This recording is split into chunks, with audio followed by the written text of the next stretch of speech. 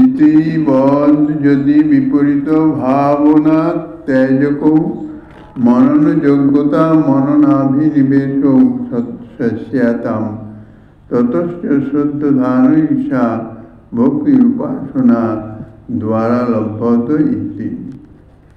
কলিযুগ পাবন অবতার পরম করুণাময় শ্রী গৌরাঙ্গ সুন্দরীর পরমান্তরঙ্গ প্রিয় পার্শ্বদ বর্জ্য পূজ্যপাদ শ্রী সনাতন গোস্বাইপাদ, শ্রীরূপ গোস্বাইপাদ এবং শ্রীজীব গোস্বাইপাদের গ্রন্থ অবলম্বনে সংকলিত শরণাগতি ও শ্রদ্ধার শরণাগতি অংশের আলোচনায় আচার্যপাদ শ্রীজীবচরণ টিকায় বলছেন, কুমারসন্দর্ভ টিকায়,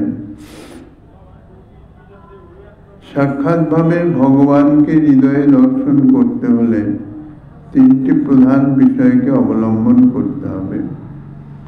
প্রথমত, ভগবত ভক্তিকে জীবনের সর্বশ্রেষ্ঠ সর্বোপরি মৌলিক কর্তব্য রূপে নিশ্চয় করা। ভগবত ভক্তি জীবনের একমাত্র লক্ষ্য হওয়া উচিত।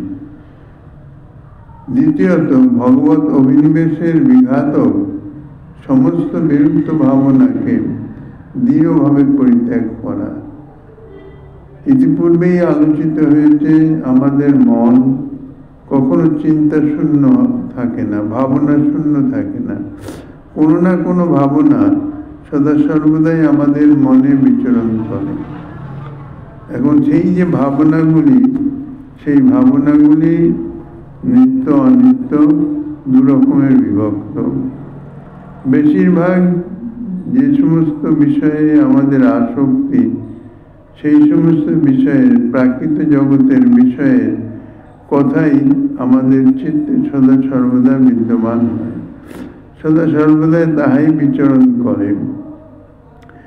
কারণ মন বুদ্ধি যতক্ষণ মাইক থাকে, মাইক জগৎ, মাইক বিষয়ে, মাইক জাগতিক বিষয় নিয়ে ভাবনা করে, ততক্ষণ নিজের শরীরের সঙ্গে সঙ্গে মনের মান অভিমান ইত্যাদি বিষয় নিয়ে সদা সর্বদাই ভাবনা করে। আর যাহারা বেশিরভাগ সম্মান লোলুপ, সম্মানের আশা করে, মর্যাদার আশা করে, তাহাদের এই বিষয়ে দৃষ্টিটি অধিক থাকে।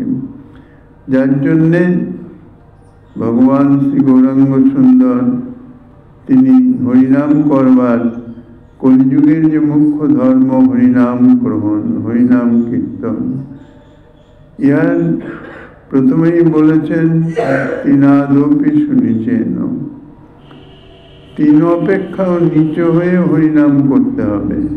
অর্থাৎ নিজেকে এত দিনহীন ভাবিতে হবে, সর্বগুণান্বিত হয়েও নির্গুণ পরিমাণে, সর্ববিষয়ে পারদর্শী গুণবান হয়েও তিনি নিজেকে অনুভব করেন আমি কিছুই জানি না।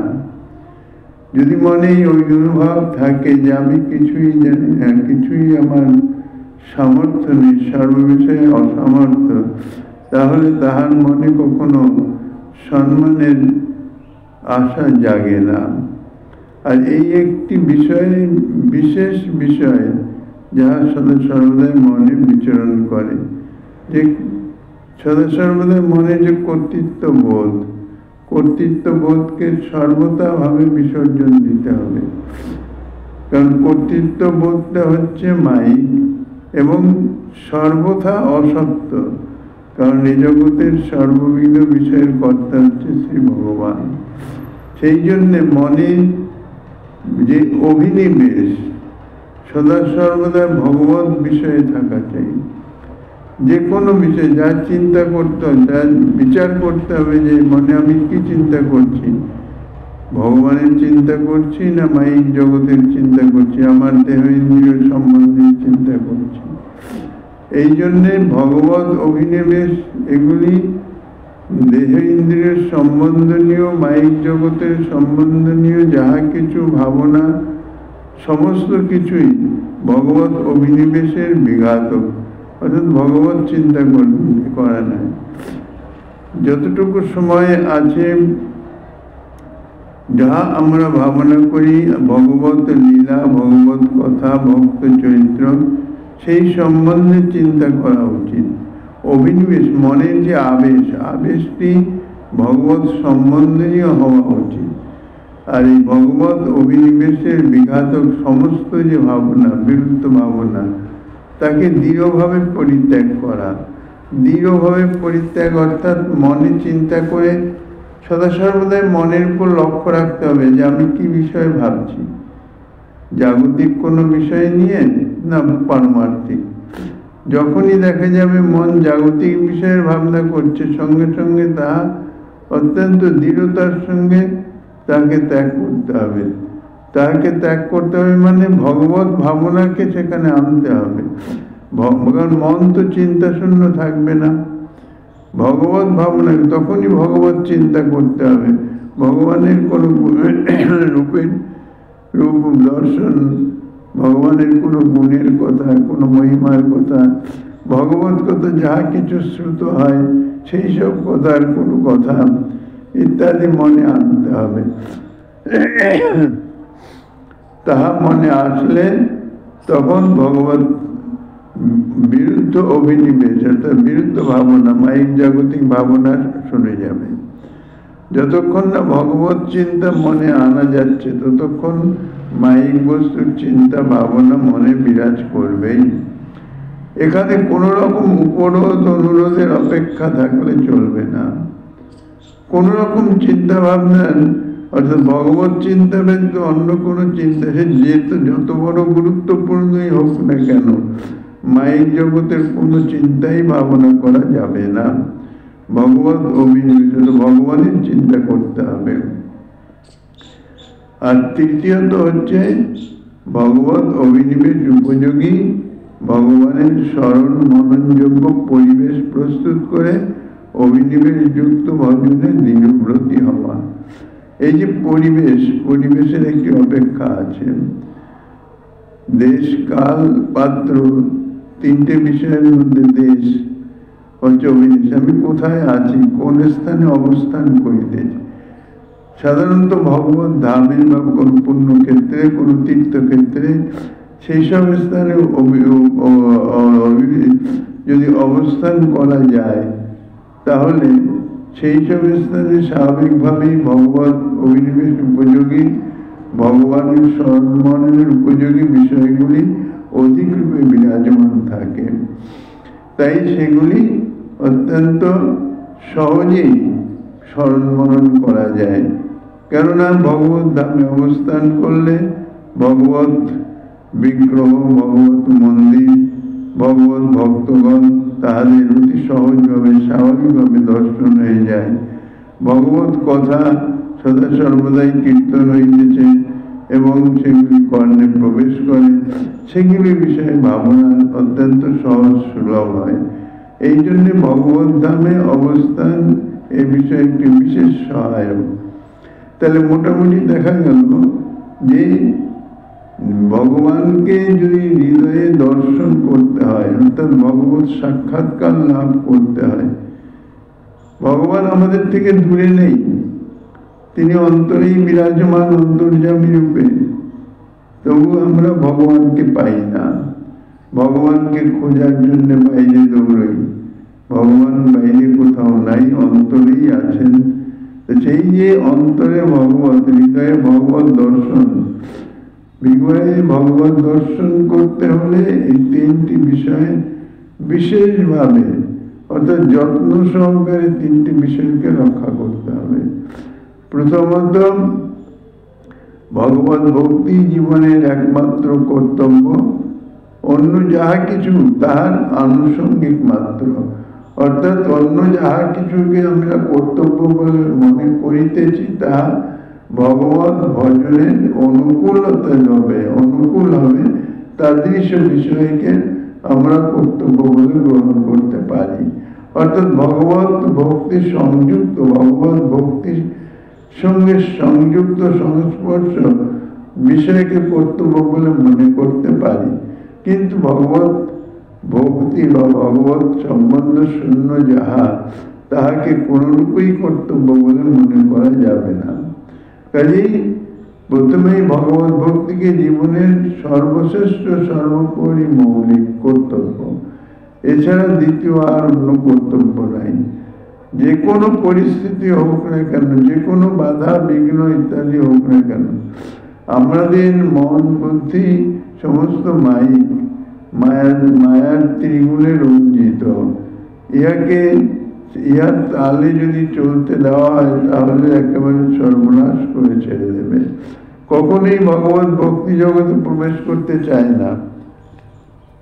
জলের যেমন স্বাভাবিক নিম্ন গতি, মনেরও তেমনি স্বাভাবিক এই মাইক জগতের চিন্তা ভাবনা, পরনিন্দা পরচর্চা ইত্যাদি বিষয়ে স্বাভাবিক গতি। কাজে সেই মনকে সংযত করে বোঝাতে হবে যে ভগবত জীবনে আমার একমাত্র কর্তব্য হচ্ছে ভগবত ভক্তি। আর সেই ভগবত ভক্তিকে যদি উত্তরোত্তর উৎকর্ষপূর্ণ করতে হয় তাহলে ভগবত চিন্তা ব্যতীত, ভক্ত চিন্তা ব্যতীত অন্য যাহা কিছু সমস্ত কিছুকেই দূরে নিক্ষেপ করতে হবে। অর্থাৎ অন্য কোনো ভাবনা চিন্তা করাই যাবে না। এই দেহ ইন্দ্রিয় সম্বন্ধে নিয়ে কোনো বিষয়ের চিন্তাই করা যাবে না। আর তৃতীয়ত ভগবত অভিনিবেশের উপযোগী ভগবত অর্থাৎ ভগবত ধামে অবস্থান। ভগবত ধামে অবস্থান হলে ভগবানের স্মরণ মননযোগ্য পরিবেশ সেটি স্বাভাবিকভাবে পাওয়া যায়। আর সদা সর্বদাই সেই পরিবেশের মধ্যেই অবস্থান করতে হবে। তাহলে আচার্যপাদ শ্রীজীব গোস্বামীর এই ব্যাখ্যায় এটা স্পষ্ট হলো যে ভগবানকেই যিনি জীবনের একমাত্র প্রয়োজন রূপে গ্রহণ করেছেন, একমাত্র আমার আপনজন, তিনি একমাত্র আমার, আমি তাঁর, এছাড়া এই জগতের কোনো কিছুই আমার নয়, আমিও কাহারও নই। এইভাবে ভগবানকে গ্রহণ করা আর তাহারই প্রাণবন্ত বিকশিত হয়ে অনুভবের ভূমিতে উন্নীত হয়ে থাকা। সবচেয়ে বড় কথা এই যে এই সংসারে যত কর্তব্য কর্ম আছে, অর্থাৎ যাকে আমরা কর্তব্য কর্ম বলে মনে করি, যে কোনো কর্ম করতে গেলে অকর্তব্য যা যা আমাদের করার দরকার নেই, উচিত নেই, তা আমরা করি না। আমরা যেগুলি করি কর্তব্য মনে করি, এটা আমার করা উচিত এটা মনে করি। তাহলে যত কর্তব্য কর্ম আছে তার মধ্যে ভগবত উপাসনা অর্থাৎ ভগবত ভক্তি, ভগবত সেবা সম্বন্ধযুক্ত, ভগবানের সঙ্গে সম্বন্ধযুক্ত যে কর্ম তার স্থানটি সর্বপ্রথম সর্বোপরি বিরাজমান। সুতরাং যা মানব জীবনের সর্বপ্রধান সর্বশ্রেষ্ঠ কর্তব্য রূপে শাস্ত্রে গৃহীত হয়েছে, শাস্ত্রে যা বর্ণিত হয়েছে, সেই ভগবত ভজনের সর্বশ্রেষ্ঠত্বের অনুভব চাই। শুধু জানলে হবে না, অনুভব। যেমন ক্ষুধা পেয়েছে, এটা জানলে বোঝা যাবে না যে যথার্থ ক্ষুধা পেয়েছে কিনা। সময় অনুযায়ী ক্ষুধা পাওয়ার সময় অবশ্যই ক্ষুধা পেয়েছে, ভোজন করতে হবে, সেটা নয়। ক্ষুধার হৃদয়ে যদি ক্ষুধার অনুভব হয়, উদরে ক্ষুধার অনুভব হলে এক ধরনের জ্বালা অনুভব হবে। যতক্ষণ পর্যন্ত সেই ক্ষুধার নিবৃত্তি না করা হচ্ছে ততক্ষণ পর্যন্ত উত্তরোত্তর বর্ধিত হতে থাকে। সুতরাং মানব জীবনের সর্বশ্রেষ্ঠ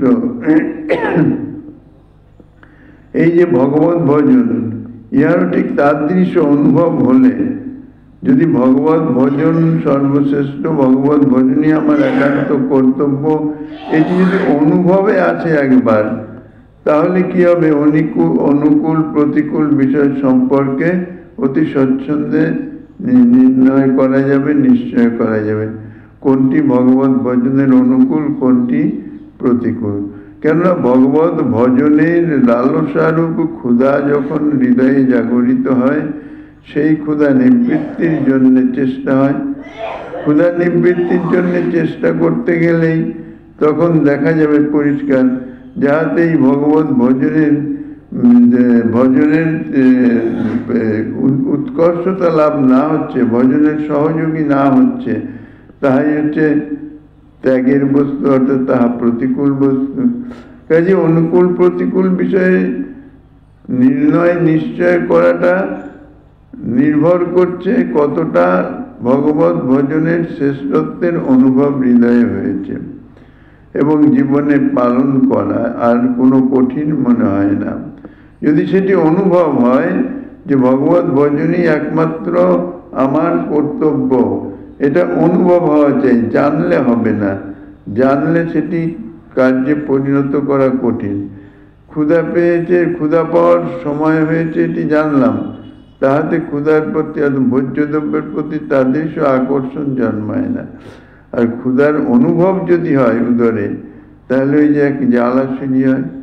সেই রকম যদি ভগবত ভজনই আমার একান্ত কর্তব্য, ভগবত বিষয়ে ছাড়া অন্য বিষয়ের ভাবনা চিন্তা আলোচনা সমস্তই পরিত্যাজ্য, এটা যদি অনুভব হয়, তাহলে ভগবত বিষয় ছাড়া অন্য বিষয়ের চিন্তা মনে আসলেই আগেই সঙ্গে সঙ্গে সেটা দূরীভূত করে দেয়, সেটাকে মনে স্থায়ী দেয়। কারণ এটা আমার ভগবত ভজনের বিঘাত, ভগবত ভজন আমার চিন্তা, ভগবত চিন্তনকে ইহাকে বিপথে চালিত করছে, আমাকে মাইক জগতের দিকে আকর্ষণ করছে। কাজে এটিকে আগে ত্যাগ করো, এটি বাদ। সঙ্গে সঙ্গে ভগবত সম্বন্ধীয় বিষয়ের চিন্তা মনন করা, এটা তাহলে ভগবত ভজনের সর্বশ্রেষ্ঠত্বের অনুভব যখন হলো, তখন অনুকূল এবং প্রতিকূল বিষয় সম্পর্কে স্বাভাবিকভাবে মনে এসে যাবে, নিশ্চয় করা অত্যন্ত সহজ হবে, এবং সেটা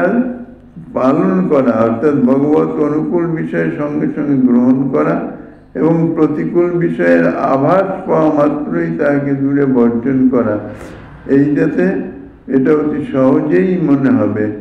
জীবনে এটা পালন করার কঠিন কার্য বলে মনে হবে না। মোট কথা কোনো কারণেই ভজনকে বিজ্ঞান দেওয়া যাবে না। ভজনের বিন্দুমাত্র ক্ষতিও প্রতিনিয়ত আমাদের এই দেহ যে কখন কোন সময় ক্ষণভঙ্গুর দেহ, মনুষ্য জীবন ক্ষণভঙ্গুর এই কলিযুগে কোনো নির্দিষ্টতা নাই। কাজেই এক মুহূর্ত কাল যাতে নষ্ট না হয়ে যায়, এই জন্যে ভজনকে কোনোভাবেই এক মুহূর্তের জন্য সেটাকে ছাড়া চলবে না। মানে এক মুহূর্ত ভগবত ভজন ভগবত সম্বন্ধ বিষয়ে ছাড়া অবস্থান করা যাবে না। জগদীশ্বরের উপাসনার জন্যে জগৎ বিগড়ে গেলেও ক্ষতি নাই, কিন্তু জগদীশ্বর রক্ষা করবেন। এই জগতের জন্য জগদীশ্বর যদি বিগড়ে যান, তাহলে কিন্তু মহাসর্বনাশ, কারণ জগৎ কিন্তু রক্ষা করতে পারবে না। শরণাগতি তৃতীয় লক্ষণে বলা হয়েছে যে সর্বাবস্থায় ভগবানকে বিশ্বাস করতে হবে।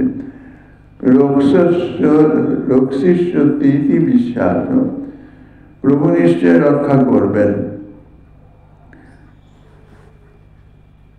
প্রভু শ্রীমদ্ ভাগবতে উক্তি প্রপন্নার্থী হর হরি, এবং শ্রী সুখদেব গোস্বামী পাদের ইহা অনুভূত বাক্য। শরণাগত জনের আরতি অর্থাৎ দুঃখ বা বিপত্তি যিনি হরণ করেন, তার নামই হরি, সেই হরির আমি আরাধনা করি। শ্রী ভগবান সাক্ষাৎ বলেছেন, ইয়ে ত্যাক্ত লোক ধর্মাশ্চ মদর্থিতান বিভানমহম। ভগবান শ্রীকৃষ্ণ ভক্তপ্রবাদ উদ্ধবকে বলছেন, যাহারা আমার জন্যে ঐহিক পারলৌকিক সুখ ও সাধন পরিত্যাগ করেন, আমি স্বয়ং তাহাদিগকে পোষণ করি, সম্যকরূপে বর্ধন করি এবং তাহাকে সুখী করে থাকি। বিভর্মি পোষয়ামি সংবর্ধয়ামি সুখয়ামি ইত্যর্থ।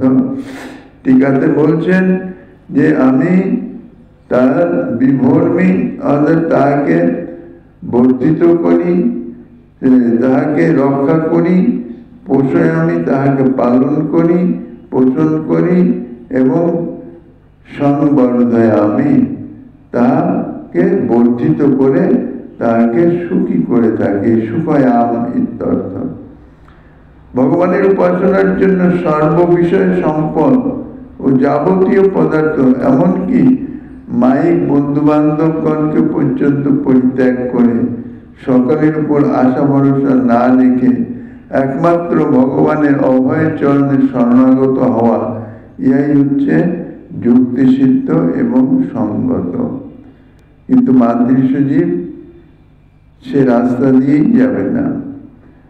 মনের মধ্যে সর্বদা ভগবত ব্যতিরিক্ত এই জাগতিক সংসারের ভালো মন্দ, মান অভিমান ইত্যাদি এইসব বিষয় নিয়ে চিন্তা ভাবনা করতে না চাইলেও এটা স্বাভাবিক, অনাদি জন্ম যে সংস্কার এসে যায় সে বিষয়ে বেশি আমরা চিন্তা ভাবনা করি। যদি বিশেষভাবে বিচার করে দেখা যায় যে সারা দিনের মধ্যে আমি কতক্ষণ ভগবত সম্বন্ধীয় চিন্তায় রইলাম আর কতক্ষণ এই মাইক বিষয় নিয়ে চিন্তায় রইলাম, তাহলে দেখা যাবে যে বিচার করে অধিকাংশ সময় মন এই মাইক জগতেই বিচরণ করে বেড়াচ্ছে। তাহলে সেইভাবে যদি হয়, জড়জাগতিক বন্ধু বান্ধব বা অন্যান্য পরিচিত জন তাহলে যদি আমার এই ভগবত চিন্তন বিষয়ের বাধক হয়, তাহলে তাদের বলছে পরিত্যাগ করতে, সকলের উপর আশা না রেখে একমাত্র ভগবানের অভয় চরণে আশা ভরসা। এ জগতে কারোরই কোনো জনক সম্পদ আপন নহে, কোনো সম্পদ আপন নয়, আর কোনো পরিজনও আপন নয়। ইহা আমরা চিরসত্য জানি, কিন্তু মানি না। ইহাকেই মানতে হবে, তদ অনুযায়ী আচরণ করতে হবে, তদ অনুযায়ী মনকে পরিচালনা করতে হবে, ভগবানের চরণে শরণাগত হতে হবে, সেটাই একমাত্র কর্তব্য। যতক্ষণ না এই বোধ, এই অনুভব হৃদয়ে জাগরিত হচ্ছে, ততক্ষণ আসলে আমরা প্রকৃতপক্ষে ভজন জগতেই প্রবেশ করতে পারছি না। কারণ ভজন জগতে যদি প্রবেশ হয়ে যায়, ভজন জগতে তো শুধু ভজনই আছে, আর তো কিছু নাই। কোনো একটা বাজারে যদি প্রবেশ করা হয়, সেখানে নানাবিধ বিক্রয়ের দ্রব্যই সেখানে থাকে, অন্য কিছু তো সেখানে থাকে না। তো সেই রকম যদি ভগবত ভজন জগতে প্রবেশ করা যায়, মনকে প্রবেশ করানো যায়, মন কিন্তু ভজন জগতে প্রবেশ করা নাই। একটু উপর উপর ভাব হয়তো দেখায় ঠিকই, কিন্তু সদা সর্বদা মনের গতি হচ্ছে এই মাইক জগতে, মাইক জগতেই সে বিচরণ করে।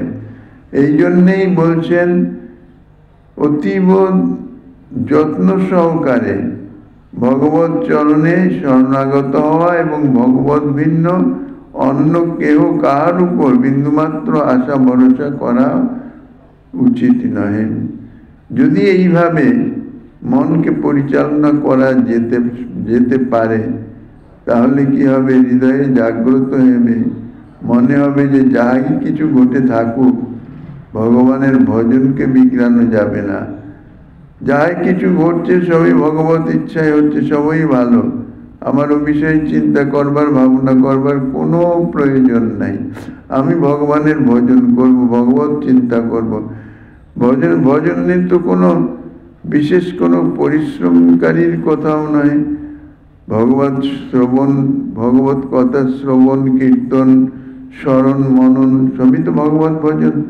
নববিধা ভক্তি অঙ্গেরই তো বলেছেন।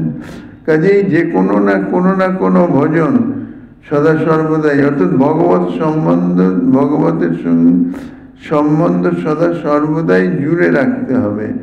অন্য কোনো কিছুই তার মধ্যে প্রবেশ করতে দেওয়া যাবে না। মনকে সদা সর্বদাই ভগবত বিষয়ে সংযুক্ত রাখতে হবে। তাহলে কি হবে? ইহাই জীবনের সর্বশ্রেষ্ঠ ব্রত। শরণাগতির লক্ষণে যে আনুকূল্যচ্চ সংকল্প, প্রতিকূল্যচ্চ বর্জনম, প্রথম যে দুটি বিষয়, এর সারমর্ম ইহাই, তাৎপর্য এই। ভগবতের স্মরণের অনুকূল বিষয় যাহা তাই গ্রহণ, প্রতিকূল বিষয় যাহা তাহা বর্জন। শ্রী ভগবানের অসমর্থ মহিমা প্রকাশক শাস্ত্র সর্ববেদান্ত সার যে শ্রীমৎ ভাগবত, সে ভাগবতেও বর্ণিত রাজর্ষি সত্যব্রত কৃত শ্রী ভগবানের স্তুতির মধ্যে কথিত একটি শ্লোক আছে, যার অর্থ হইতেছে এই: অহো, ভগবানের মহিমা অতি আশ্চর্য। যেহেতু অন্যান্য দেবগণ, নিখিল গুরুবর্গ এবং জগতের সমগ্র জনসমুদায় এবং মহাজন ইহারা ভগবানকে আশ্রয় না করে স্বয়ং স্বতন্ত্র শক্তিতে সকলে মিলিত হয়েও যাহার প্রসাদের অযুত ভাগের লেশমাত্র সম্পন্ন করতে সমর্থ হয় না, হে ভগবান, আপনি সেই সর্বলোকেশ্বর, আমি আপনার শরণাপন্ন হলাম। তাহলে দেখা যাচ্ছে শ্রী ভগবানের কীদৃশ সামর্থ্য। বলছেন নিখিল গুরুবর্গ, যত গুরুবর্গ আছে, জগতের সমগ্র জনসমুদায়ে মহাজন ইহারা ভগবানকে আশ্রয় না করে যদি স্বয়ং স্বতন্ত্র শক্তিতে যদি কোনো কিছু করতে যান, তাহলে অর্থাৎ ভগবত কৃপা ছাড়া, কৃপাকে অবলম্বন না করে নিজের স্বয়ং শক্তিতে যদি কিছু করতে যান, তাহলে সেই কর্মের অযুত ভাগের এক ভাগও তাহারা করতে সমর্থ হবেন না। অর্থাৎ এই জগতে যাহা কিছু হইতেছে, যাহা কিছু করিতেছে, সমস্তই ভগবত শক্তিতেই হইতেছে। নযৎ প্রসাদাযুত ভাগলেশ মন্যে চ দেবা গুরব জনা স্বয়ং কর্তুং সমেতঃ প্রভবন্তি পুংস তমীশ্বরং ত্বং শরণং প্রপদ্যে। এই শ্লোকটিকে ঐকান্তিকভাবে সর্বান্তকরণে ভগবানের শরণাপন্ন হওয়ার যোগ্যতম কারণ নির্দেশ করেছেন। কারণ এই শ্লোকে বলেছেন ভগবানের শরণাপন্ন হওয়া ব্যতীত সে যে কেউ হন না কেন কোনো কিছুই সম্পন্ন করতে পারবেন না। ভগবানের শরণাপন্ন হওয়ার জন্যে প্রার্থনা পূর্বক শরণাগতি নিবেদন করা হয়েছে। এই কারণেই শাস্ত্রে ভগবানকে অদ্বিতীয় এবং অসমর্থ তত্ত্বরূপে বলেছেন। শ্রী ভগবান তিনি হচ্ছেন অদ্বিতীয়, অর্থাৎ তানার মতন আর কেউ নাই, তানার সমানও নাই, ঊর্ধ্বের তো কোনো প্রশ্ন নাই, অসমর্থ মহত্ব। শ্রী ভগবানের তত্ত্ব অসমর্থ, এই জন্যেই ভগবান শ্রীকৃষ্ণকে অদ্বয় জ্ঞান তত্ত্ব বলা হয়েছে। সুতরাং ইহা পরিষ্কার যে গুরুর গুরুত্ব, সাধুর সাধুত্ব, দেবগণের দেবত্ব, তীর্থের তীর্থত্ব, ব্রাহ্মণের ব্রাহ্মণত্ব, মনুষ্যের মনুষ্যত্ব এবং এক কথায় নিখিল বস্তুর যে বস্তুত্ব তত্ত্ব, যে সে তত্ত্বটি ভগবানের সত্তার উপরই প্রতিষ্ঠিত হয়ে আছে। ভগবানকে পরিত্যাগ করে ভগবান নিরপেক্ষভাবে কাহারই কোনো মহত্ব থাকে না, এ কথা নিঃসন্দেহে সত্য। ভগবানের সাথে যার যত নিকটতম সম্বন্ধ, তাহার মহত্ব তত মহত্তম হয়ে থাকে। অর্থাৎ ভগবানের নিকটতম সম্বন্ধ মানে কি, দিবানিশি সদা সর্বদাই ভগবত বিষয়ের সঙ্গে যদি সম্বন্ধ থাকে, তাহলেই ভগবানের নিকটতম হওয়া যায়। আর অন্য বিষয়ের চিন্তা ভাবনা যদি থাকে, তাহলে ভগবান থেকে বহু দূরবর্তী হয়ে গেল। তাহলে ভগবানের যিনি যত নিকটে থাকেন, তাহার মহত্ব তত অধিক। সুতরাং এই জন্য ভগবানের জন্য সবকিছু করতে প্রস্তুত থাকাই হচ্ছে বুদ্ধিমানের বুদ্ধিমত্তা। বুদ্ধিমান তাকেই বলা হবে যিনি সমস্ত কিছু ত্যাগ করেও, যদি ত্যাগ করার প্রয়োজন হয়, ত্যাগ করেও ভগবত সঙ্গে সম্বন্ধ স্থাপন এবং সম্বন্ধ সদা সর্বদা বজায় রাখেন, তিনি হচ্ছেন যথার্থ বুদ্ধিমান। অতএব ঈদৃশ মহিমান্বিত ভগবানের এই প্রকার অদ্ভুত মহিমা শ্রবণ করে বা ব্যাখ্যা করে সবার মধ্যে উল্লাসে বক্তা শ্রোতা সকলেই আরতি নাচন ভগবানের জয়ধ্বনি করেন। অবশ্য উল্লাসের সংবাদ এ বিষয়ে কেউ সন্দেহই নাই, কারণ শ্রী ভগবান তিনি সকলের আরতি নাচন, অর্থাৎ যাহার যাহা কিছু প্রয়োজন নিশ্চিন্ত মনে ভগবৎ শরণাগত হলে ভগবান তখনই তাহাকে তাহা প্রদান করেন। ভগবানের যেই জন্য একটি নাম হচ্ছেন আরতি নাশন। যে কোনো বিপদে যদি পতিত হয়ে আর্তনাদ করে যাহাতে, তাহলে আর্তনাদ অর্থাৎ আরতি ভাব আসলেই সেই আরতি নাশন ভগবান তাহার আরতি দুঃখ কষ্ট দূর করে দেন। কিন্তু নিজ কুটিরে বা গৃহে এসে অন্নমূর্তি ধারণ করলাম, অর্থাৎ বাইরে লোকসম্মুখে খুবই ভগবত ভক্তিভাব দেখালাম, কিন্তু মনের মধ্যে আমার অন্য চিন্তা চলতে থাকলো, তাহলে ভগবানের ভরসা করে কোথায় বিপদে পড়বো আবার দরকার নেই, ভগবত চিন্তা করার আমি আমার ধন জন অর্থ আছে ইহাই করব, ইহার দ্বারাই বিপদ থেকে মুক্ত হব, এটি বুদ্ধিমানের কাজ নয়। বেশিরভাগ লোকই অর্থাৎ আমার মাতৃশ বেশিরভাগই জীবই হচ্ছে এ তাদৃশ কপট। বাইরে এক ভাব, বাইরে ভক্তের ভাব শুধু দেখানো নয়, নিজের মনের ভাবনাতেও সেটি বিরাজিত যে আমি তো ভগবত কর্মই করিতেছি, ভগবত সম্বন্ধ করিতেছি।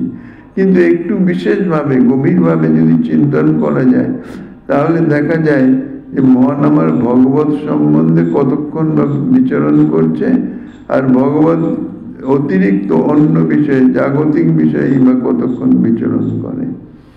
সদা সর্বদা ভগবত ক্রিয়া অর্থাৎ ভজনে লিপ্ত থেকেও জাগতিক বিষয়ে মন বিচরণ করে বেড়ায়। এই মনের গতি অত্যন্ত কঠিন, দুরূহ। নিজ কুটিরে গিয়ে এসে অন্নমূর্তি ধারণ হয়ে যায়। লৌকিক জগতে যে সকল উপায় প্রচলিত আছে তাহাকেই অবলম্বন করতে হবে, এই প্রকারের বিচারকেই সার করা হয়, এবং কাজের সময় শাস্ত্রবাক্য পরীক্ষা করবার মতো মানসিকতাও থাকে না। অর্থাৎ যখন সেই অবস্থায় সেই পরিস্থিতি এসে উপস্থিত হয়, শাস্ত্রে যে বর্ণিত আছে সমস্ত বিষয় ত্যাগ করে একমাত্র ভগবানের শরণাপন্ন হও। অহং ত্বাং মোক্ষয়িষ্যামি মা শুচ, ভগবান নিজে বলছেন তুমি চিন্তা করো না, আমি তোমাকে উদ্ধার করব। এই যে শাস্ত্রবাক্যের উপর ভরসা থাকে না, মানসিকতাও থাকে না। একাকী শ্মশানের মধ্যে মধ্যরাত্রিতে গমন করে রাম নামের মাহাত্ম্য যাচাই করতে গিয়ে কি ভূতের হাতে প্রাণটা হারাবো, এরকম মনোভাব এসে যায়। শাস্ত্রবাক্যে মাতৃশ্ব জীবের প্রায়ই বলতে গেলে বিশ্বাস থাকে না। শাস্ত্রবাক্য শাস্ত্রেই থেকে যায়, আমরা তা বিশ্বাস করি না। মহাজনগণ অতি সহজেই বলেছেন, ভূত আমরা দেখি নাই, ভগবানও আমরা দেখি নাই। ভূত সম্বন্ধে আমরা শ্রবণ করি আর ভগবান সম্বন্ধে শ্রবণ করি, কিন্তু আমাদের বিশ্বাস ভূতে যতটা বেশি, ভগবানে তাহার লেশমাত্র নাই। ইহার প্রমাণই হচ্ছে অন্ধকার রাত্রিতে একাকী পথ চলতে। বিশেষ করে কোনো যদি শ্মশানের পাশ দিয়ে যদি গমন করা হয়, মনে এটা আগে থেকেই শ্রুত আছে যে শ্মশানে মশানে ভূত বিচরণ করে। যদি কোনো রকম একটি ছায়ার মতো কিছু দেখা গেল, তো সঙ্গে সঙ্গে মনে বিশ্বাস করে না এই যে ভূত। এবং ভূতের হাত থেকে বাঁচার জন্য রাম নাম করা, সেটি তখন আর মুখ থেকে আসে না। বা কোনো রকমে যদি চলতে গিয়ে যদি কোনো কাপড় কোথাও আটকে গেল, তাই সঙ্গে সঙ্গে মনে হয় ভূতে ধরলো। কিন্তু ভগবান যিনি সর্বব্যাপক, শাস্ত্রে বলা হয়েছে যে কোনো স্থানে ভগবান তিনি বিরাজমান, ভগবত নাম সর্বশক্তিশালী, কোন রকম সর্ব অমঙ্গল নাশক ভগবত নাম, এগুলো শ্রুত আছে, কিন্তু কার্যকালে এগুলি স্মরণ আসে না। ভগবত বিশ্বাস হয় না যে ভগবানের নাম কি আমাকে রক্ষা করবে, এই সম্বন্ধে সন্দেহ এসে যায় এবং ভগবত বিষয় ছাড়া অন্য জাগতিক বিষয়ের সাহায্য নিয়ে নিজের মানে বিপদ বা অবস্থার পরিবর্তন করবার চেষ্টা করা হয়। এই জন্য শাস্ত্র বাক্য মাদৃশ জীবের নিকট শাস্ত্রেই থেকে যায়, কার্যে পরিণত করতে পারি না। তাই ভগবান কপিলদেব বলেছেন, বৎসন নেব জুহতি স, বৎসে গীতাহতি দেওয়ার মতন অবস্থা আমাদের হৃদয়ে ভগবত স্মরণের অগ্নি প্রজ্বলিত নাই, অগ্নি নির্বাপিত।